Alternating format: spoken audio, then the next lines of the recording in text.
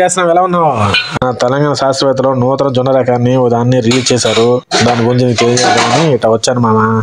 తాండూరు జొన్న 55 అనే రకాన్ని కనిపెట్టారు.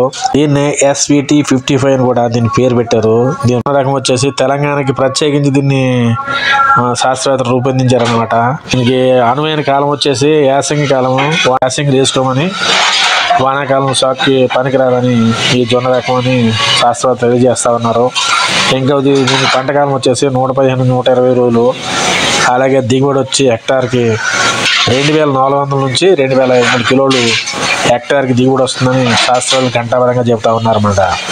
బాగా జనాలు ఆరోగ్య స్పృహ పెరిగింది కదా, మిల్లెట్స్ బాగా తింటా ఉన్నారు కదా, అందువలన రైతులు ఇలాంటి కొత్త జొన్న రకాన్ని కన్నా సాగు చేసుకుంటే మంచి దిగుబడులు వచ్చి రైతులకి లాభసాటిగా ఉంటుందని నీకు తెలియజేస్తున్నామా. మరి ఇంకేంటంటే ఈ నూతన జొన్న రకం యొక్క విశిష్టత ఏంటంటే శాస్త్రవేత్తలు ఏం చెప్తున్నారంటే మొవ్వు తులసి ఈగ, పేనుబంక, కత్తిరిపురును కూడా సమర్థవంతంగా తట్టుకుంటుంది.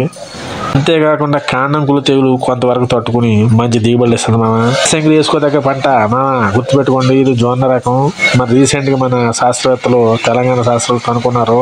ఈ తెలంగాణ ప్రత్యేకించి ఇలాంటి పంటలు వేసుకుంటే మంచి దిగుబడులు వస్తాయని చెప్తా ఉన్నాను మామ. నలుగురు తెలియజేయమా, నలుగురు రైతులకి. ఉంటానా మరి, వెళ్తాను. బాయ్ మామ.